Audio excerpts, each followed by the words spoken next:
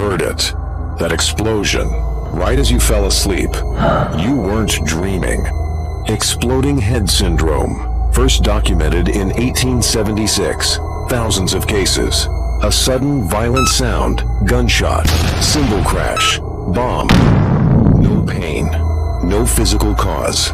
The brain misfires every auditory nerve at once.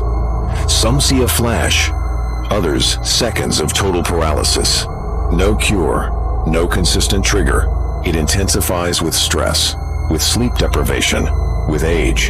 The mechanism's still unknown. You've probably heard it once. That sound at the edge of sleep. You dismissed it.